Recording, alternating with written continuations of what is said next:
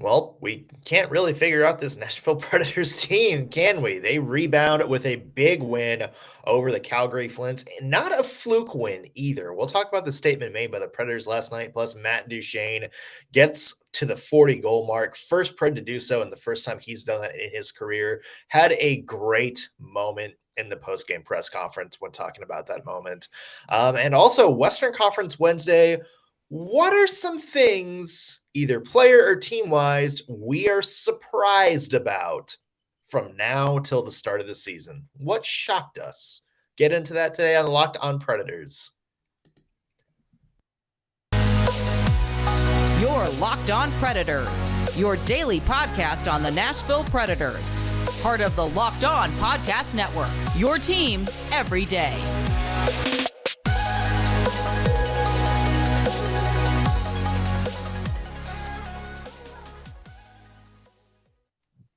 Thank you for making Locked On Predators your first listen of the day. I'm Nick Morgan. I'm a writer and editor at ontheforecheck.com, and I have a partner in crime. You do. I am Ann Kimmel. I'm a writer at ontheforecheck.com. Yeah, I guess we should trash the Predators more often. I know. I feel like we need to start out with some sort of an apology, but I don't want to jinx it. Or double down. You know, we might get like a big winning streak going if we talk about all the nonsense they've put together over the past month or so. Yes, for sure. I regret using the word eulogy. I regret that. Yeah, well, let's not overcorrect, because I feel like the reason we'll do the moment we'll come out and do like an apology, like we're sorry, we believe in the Preds again. It's when they lose every game from here on out for the rest of the season. Right. So let's not overcorrect. I agree. Yeah, let's be negative, because it seems like whenever we or the fan base overall is negative, the Preds find a way to pull it off. Yeah. I guess that's just the thing. Nashville Predators, if you missed it last night, beat the Calgary Flames 3-2 in a shootout. It was a game in which the Predators had control pretty much the entire time, other than the score. Really looked good the entire game. Philip Forsberg, Matt Duchene put them up 2-0. Flames rallied back, but then a big sequence in overtime. A couple of great saves from UC Saros down the stretch and in the shootout. All of these things combining to make and what I'm sure is going to be a very lovely one word for you. Well, I went back and forth on my one word. It was going to be marriage counseling, because that was what was going to happen Stay negative. In my house. Stay negative. Because, I've talked about my husband has been one of the many people who kind of have been a Duchene doubter, and I have not been. So, but my one word is Matt Duchene. And you have to say it like that, because and usually when I say that, it's addressed directly at my husband with perhaps a hand gesture, just to punctuate the point that you have been wrong about Matt Duchene. And he knows it, which is great. But Matt Duchene, his 900th game, becomes the first 40-goal scorer in franchise history. Has had an incredible season, came up big for the Predators. Now, it was not the most glamorous goal, but a goal is a goal. We've talked about it doesn't have to be pretty. It just has to go in the net. And that's exactly what he gave the Nashville Predators. So for me, this game was vindication and triumph, all in the name of Matt Duchene. Just want to make sure he can hear me. Is that what you do every time Mark Kimmel says something that you want to get back at him for? Yes, I do. Like if we're at a game and he scores, my husband just looks at me like it's coming. And it is every time, because don't come at me about Matt Duchene. Don't ever come at me.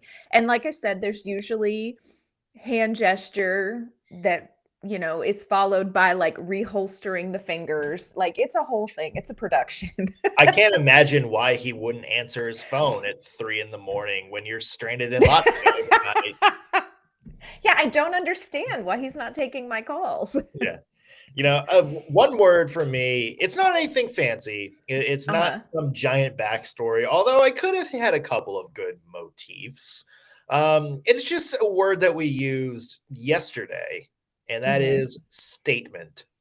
Because Yes. we talked about this yesterday, one way or the other, the Nashville Predators were going to make a statement with the result of this game, and they did.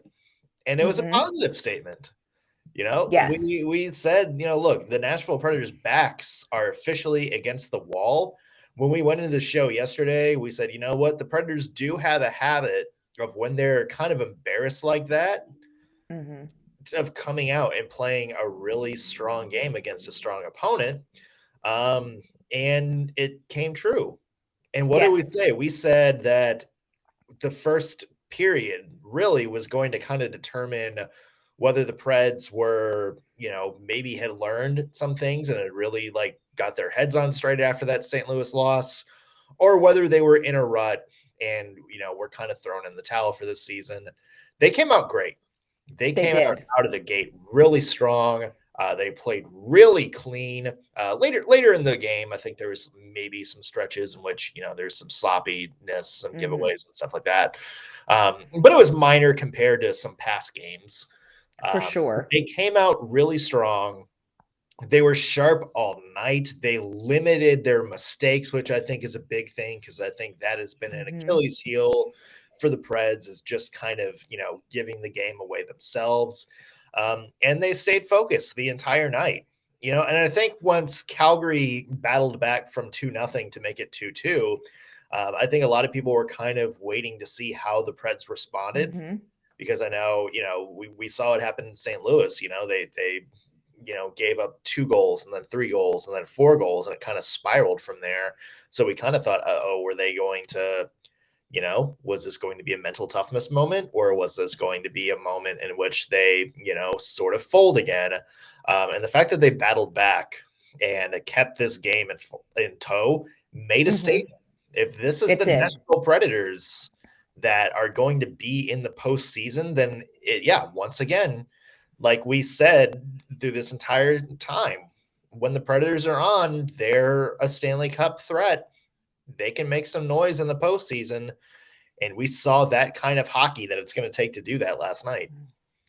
For me, one of the things that I loved about this game and that was extra reassuring to me is I'm glad that the Predators came out and they played the style of hockey that they did. They were very confident, they were very comfortable. They played the style of game that we've seen consistently through the season has given them the wins that they've gotten. This wasn't like the Predators came out, and I think I would have felt more unsure if they had come out and had a 5-1 win. This was the kind of hockey that Nashville has had success with through the season, and they stuck with that consistently through this game. And that's the kind of hockey, John Hynes uses the word identity.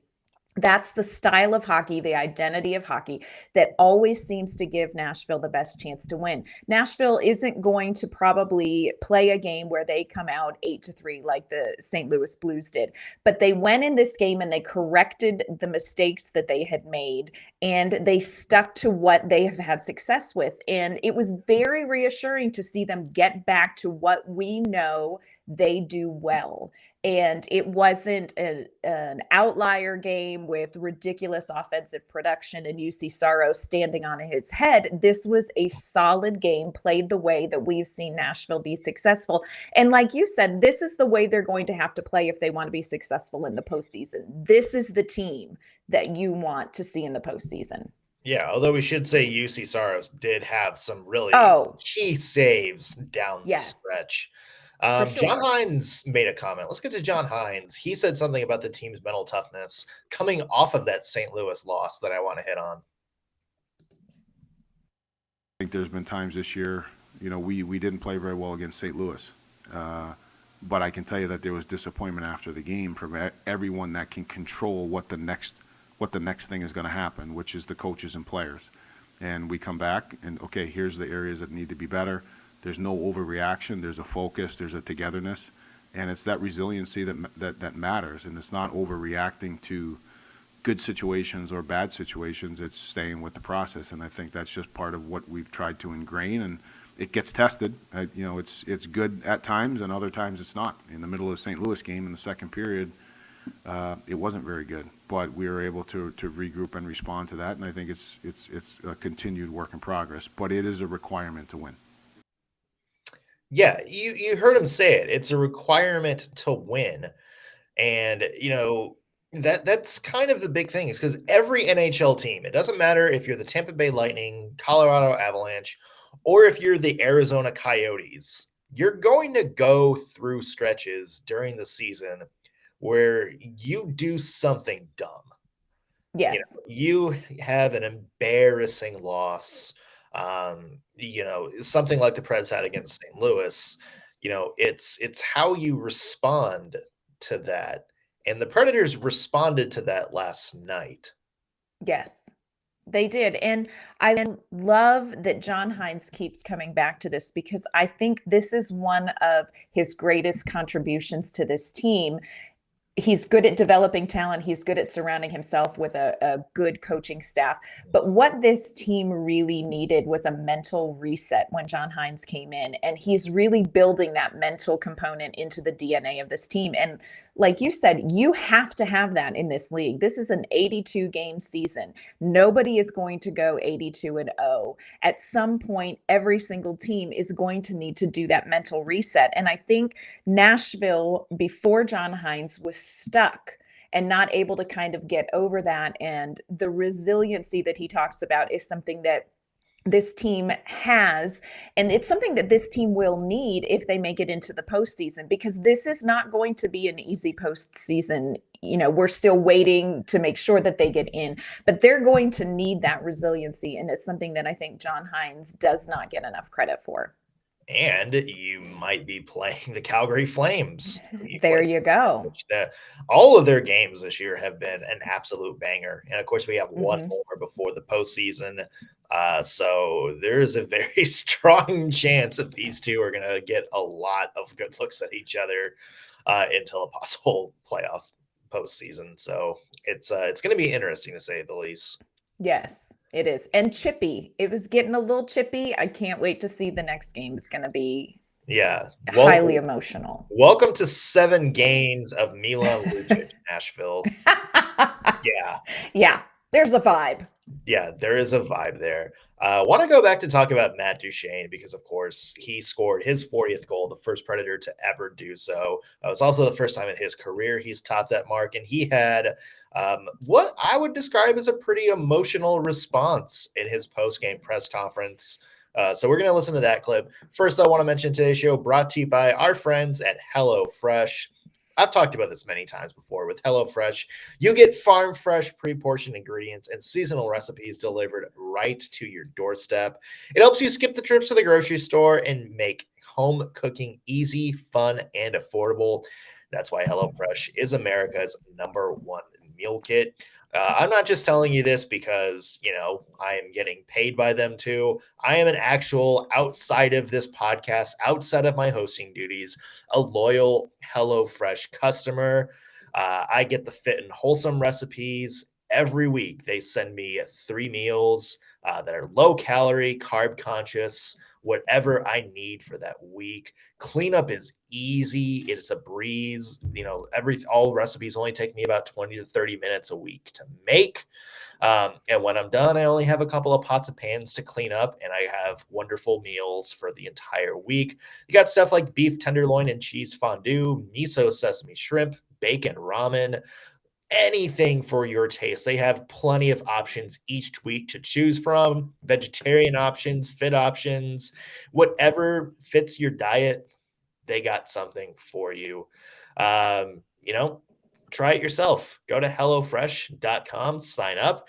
HelloFresh is a proud sponsor of the Nashville Predators and fueling hockey fans everywhere. Go to HelloFresh.com/LockedPredators16 and use code LockedPredators16 for up to 16 free meals and 3 free gifts. Again, that's HelloFresh.com/LockedPredators16 and code LockedPredators16. Get lots of free stuff. Try it out. If you don't like it, no risk. But HelloFresh is America's #1 meal kit, and if you try this offer, you'll see why. Yeah, Matt Duchene, and Matt Duchene. he was your one word. We've already talked about the lovely chanting in Mark Kimmel's face whenever Matt Duchene does something. He gets his 40th goal of the season last night. Of course, we all know he is the first Nashville Predator to do that. The Predators, other than the Seattle Kraken, were the only NHL franchise not to have a 40-goal scorer. That monkey is off our back now, which is very weird to think about. They hadn't had one before then. I know. Isn't that crazy? Yeah, but, it's Matt Duchene. It really couldn't have been anybody better, to kind of describe the story of this year's Predators. It's Matt Duchene. It's the guy who 9 months ago, if that, was left unprotected at the expansion draft. And not only left unprotected at the expansion draft, Seattle didn't want him. Yeah. I mean, Matt Duchene's story since he came here to Nashville has not been linear, and it has not been an easy walk for him. And like you said, being left unprotected in the Seattle draft, there's a statement that is coming from higher up in the organization saying that they needed more from him. And Duchene has been very honest about the fact that he has sat down with John Hynes, and they have had to work on just communicating what each needs, what each wants. And you're seeing the fruit of that now, but this has not been an easy road for Matt Duchene. He has had to earn everything he has gotten this season, and it has not been easy. So to see him get this milestone was huge. Yeah, and the fans recognized it too. Like the standing ovation from the crowd. It was wild. For a while, it looked like Forsberg might get one too, because he scored his 39th last night. So it looks like the Predators are gonna have a pair of 40-goal scorers by the end of the night. It. I love the reaction that the fans gave Duchene. Duchene noticed it too, and he made sure to give him the shout out. And he got a little bit emotional when talking about it last night. Let's listen to the clip. Yeah, I mean, it was obviously, to do it in my 900th game too is kind of cool. The reaction from the crowd when they announced it, for me, I was still locked into the game, but, it's one of those things, like you said, you kind of enjoy it after the year, but, the reaction from the crowd was unbelievable, and, it made me a little emotional on the bench for sure. I wanted to give a wave and just kind of stay into the game and stay seated or whatever, but they made it hard not to, feel that moment a little bit, so I really appreciate that from the fans. Yeah, and again, this was a guy who was persona non grata coming into this season, wasn't he? I mean, everybody talked about, the 8x8 and, one of the worst free agent deals of all time and one of the worst value contracts of all time. And I think a lot of people gave up on them, and they were ready to kind of pull the trigger on a full rebuild.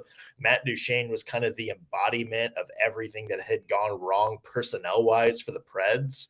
And then he comes out and has the best season of his career. And remember, this is a guy who, was offered an $8 million a year contract. So it's not like he was a scrub. Like, this is a very, very good player who is having the best year of his life this season for the Nashville Predators. And it comes at a time in which the Predators really needed offensive players to step up. So that, to me, it's just been, the embodiment of Matt Duchene this season has been nothing short of spectacular. It's been really great to see, because here's what's true. Matt Duchene has been this talented. Of course, he's worked on his game and improved, they're always growing and improving their game. But this is somebody who came into Nashville with a ton of talent, and the situation just wasn't great for him. And like you said, he was sort of the albatross around the Predators' neck with the contract and the lack of production. This has not been an easy road for Matt Duchene. So to see him turn this into the kind of season that he's having, and to be one of the foundational players for the success of this team this season, it's just a great testament to the talent of Matt Duchene, but also to the work internally that the organization has done to set some of these players up for this kind of success. It's a great story, and one I am very happy to talk about all day long. Ask my husband. Ask the chance that That's right. household. What else stood out to you in the game last night, Ann? For me, the other thing that really stood out was UC Saros and the play of the defense in front of him. In the previous matchup, which the Predators did win 3-2 in overtime, UC Saros faced 41 shots on goal, which is an astronomical amount, and he stood on his head to keep the Predators in this game. Saros had some amazing saves, like you said, in this game. He really kept the Predators in it on some real close calls, but he only faced 21 shots on goal, which is a season low for the Calgary Flames. They are an offensive production juggernaut. But the defense in front of Saros really took some of that pressure off of him. And we've talked a lot about Saros being overworked, and he now has more games played than any other goalie in the NHL this season. But when the defense can step up and limit what Saros is facing and sort of play a layer in front of him, it will make a huge difference down this final stretch and maybe into the postseason. I thought Saros was fantastic in goal last night. Yeah, and a rebound from him, because I think certainly the goals he allowed in the St. Louis game, I don't think you could have pinned all on him. No.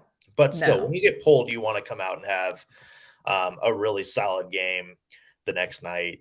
The defense to me was the big thing. I mean, you mentioned only 21 shots allowed on Calgary, and this is a team, we talked about it yesterday, we're just offensively wild. Wicked, yes. Wicked. Very underrated offensive team, and the Predators shut them down.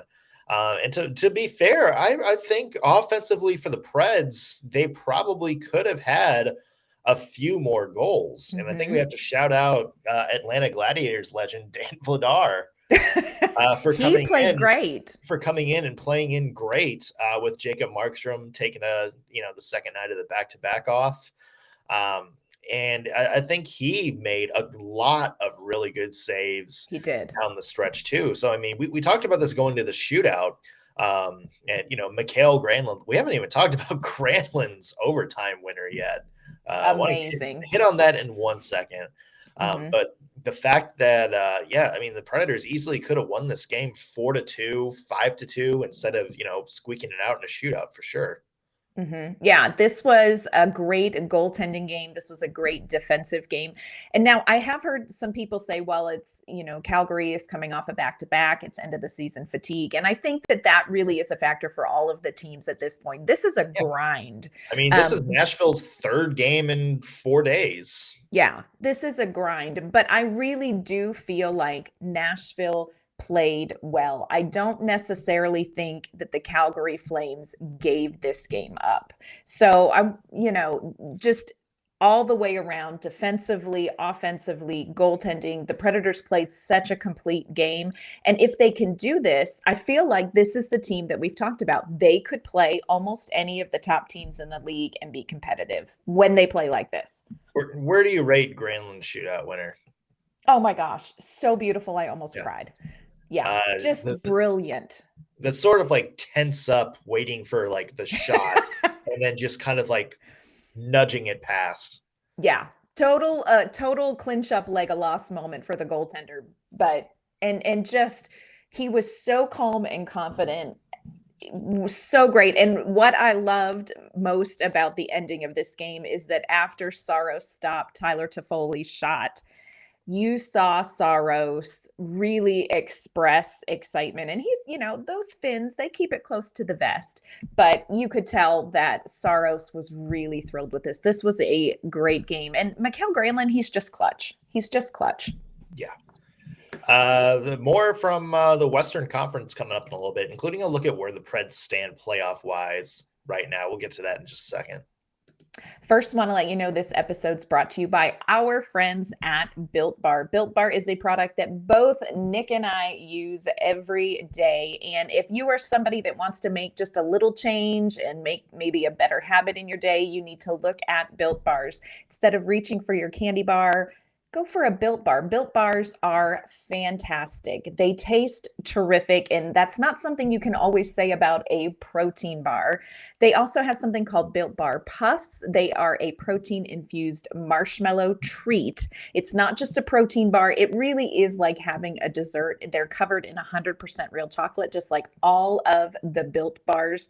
Built Bars come in so many different flavors. One of my favorites is the cherry barcia, but they have a double chocolate, mint brownie. They have a cinnamony churro puff. They have literally any flavor you could think of, and probably some that you wouldn't think of. And they are all fantastic.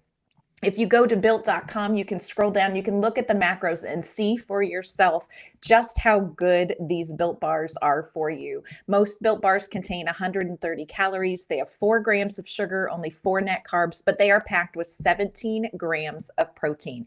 If you take that candy bar you have at 3 o'clock to get through your day and you swap that out for a Built Bar, you're going to notice a huge difference. And again, all kinds of flavors you could want: coconut, coconut almond, white chocolate cookies and cream, literally any flavor that you could want. And I'm guaranteeing you it's going to taste great. At built.com, they really are all about the taste. They're going to make it taste good, and they're going to find a way to make it healthy for you. So go to built.com, use promo code LOCKED15, and you will get 15% off of your order. That's promo code LOCKED15 for 15% off at built.com. So we're looking at the NHL standings right now. Predators, with 77 games played, are now at 93 points. They are 2 points ahead of the Dallas Stars, who still have a game in hand of Nashville. And then Vegas and Vancouver are tied with 87 points each. They're the last two in the hunt right now. The Vegas Golden Knights play the Washington Capitals tonight. It's mathematically not going to be a clinch, but if Vegas loses that game, they might be out of it. I'm okay with that. Let's just wrap this up. And if Vegas is out of it, that's pretty good for Nashville's chances. Although Vancouver is on a run right now, and they can certainly they are on a tear pass the Predators. The Predators are 6 points ahead with 5 games left to play, so that's going to be a big screw up. But I would say for the Predators, still every game is going to be must win from here on out. For sure. I think if you get 2 or 3 more wins, it's not going to be mathematic, but that's pretty close to clinching for the Preds. Yes. And tonight the Dallas Stars take on the Edmonton Oilers, and I will find myself cheering for Leon Draisaitl after saying very bad things about him under my breath not too long ago. So Let's go Edmonton. And the Oilers 8-1-1 in their last 10. So things kind of boding well for them right now. Yes, for sure. All right. So Western Conference Wednesday, what we thought we would do is look at some of the surprises. What were we surprised about from some of our preseason predictions? You could have told me blank and I wouldn't have believed you. So what do you have for us, Ann? You could have told me the Calgary Flames would be at the top of the Pacific, and I would not have believed you. And this is not just because we just played them timing thing. This really is shocking to me, and I think to a lot of people in the NHL. Part of that is, and we've talked about this, the Calgary Flames just don't get a ton of attention. It's a little bit smaller market. They have not been gangbusters for a while, and they have a ton of talent. Jacob Markstrom had a good season last season, but his season this year, he's 4th best in the league in save percentage. He's just done a phenomenal job for the Calgary Flames in net, but also offensively. We've talked about this with them playing the Predators. This is a team that generates a boat ton of offense. You have Johnny Gaudreau, Andrew Mangiapane is having a breakout year, Matthew Tkachuk. This is a team that, even though they look okay on paper, what they've translated that into in real life is so surprising to me. And again, who would have thought this? But the Calgary Flames, this is a cup contending team. Yeah, to build off that, You could have told me that the Flames would have had 2 100-point scorers, and I'm not sure I would have believed you. No. Yeah, No. Matthew Tkachuk at 99 is probably going to cross that threshold soon. Mm-hmm. Yeah. And likewise, you could have told me the Los Angeles Kings would make the playoffs this year at the beginning of the season, and I would not have believed you. You could have told me last week the Los Angeles Kings were going to make the Stanley Cup playoffs, and I wouldn't have believed you. But there they are, third in the Pacific Division right now. Again, if Vegas loses tonight, LA's got a pretty chill road to making it to the end. This is a team that is in the middle of a rebuild. Not even like, maybe we should, maybe we're, coming out of it. No, I mean, this is a team that had, for lack of a better term, kind of torn apart their roster and was counting on a lot of young players who really aren't even playing that much of a big role yet. You look at LA and it's sort of a revival from all these blasts from the past. Jonathan Quick is having a phenomenal year. Yes. Drew Doughty, who a lot of people consider to be the worst contract in hockey, is having a phenomenal year. Anze Kopitar is once again doing amazing. And even if you break down the stats, I mean, it's not like they're, a juggernaut by any stretch of the means. In fact, they actually have a negative goal differential right now, but they're winning games. They have 92 points, and they're certainly in the conversation for a playoff spot. I don't think they're going to get very far, especially if they play the Edmonton Oilers in the first round. But the fact that we are sitting here even talking about LA being in the playoffs with the roster they had this year and, some of their deep prospect pool not even coming to fruition yet is pretty amazing. Yeah, the LA Kings definitely were not, and like you said, this is very new, very fresh. When we saw them earlier in the season, this is not a team that knocked everybody's socks off through this whole season. And I think so much of it is timing. And, they have a negative goal differential, but you know what? You need that to come at certain, if it comes in certain games, but not other games, you find a way. And this is a team, it's an interesting team and an interesting study in what it looks like to say you're doing a rebuild. But then, like you said, you have all of these veterans who are suddenly in the mix. It just a fascinating study, the LA Kings. Yeah. Another one, player-wise, if you would have told me the Dallas Stars would be in the playoff hunt with Tyler Seguin and Jamie Benn 4th and 5th on the team in points, I would have said there's probably some disaster that would make that impossible, but there they are. Can we just not? I mean, they're always a hitch in the giddy up, the Dallas Stars. But I agree with you. Their season does not look like what you would think it would be on paper for some of these guys. Yeah.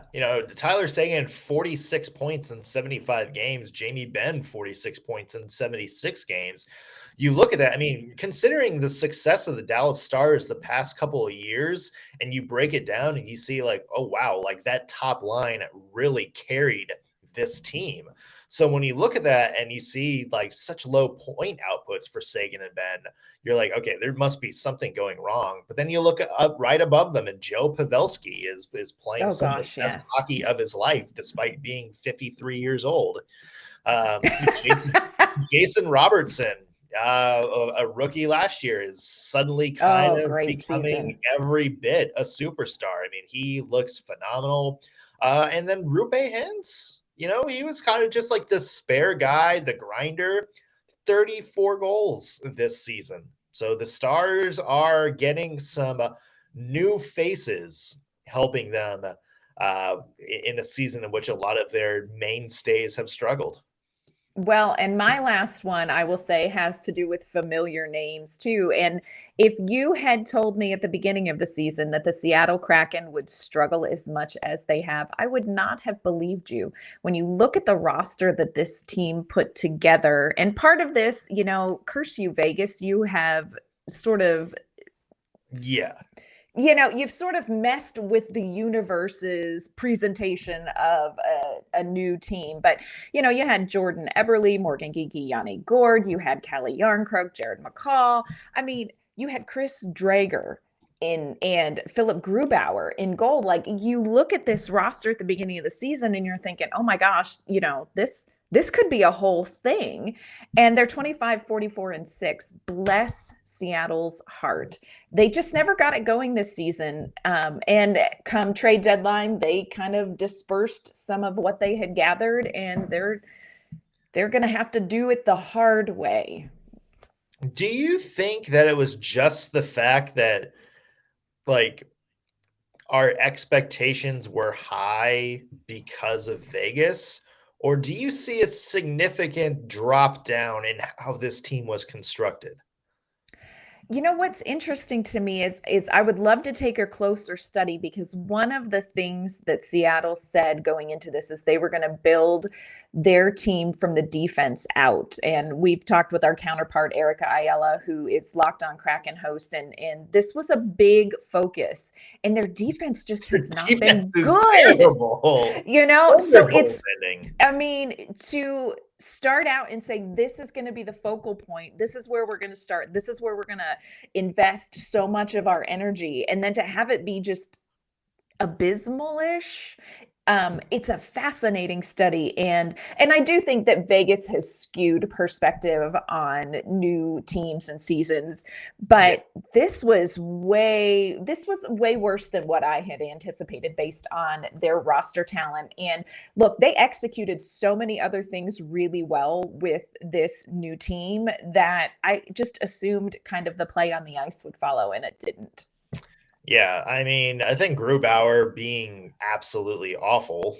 Oh my gosh. After having the Vezina attached to his name, that was a big surprise for sure. Yes. And I'm sure that kind of derailed everything.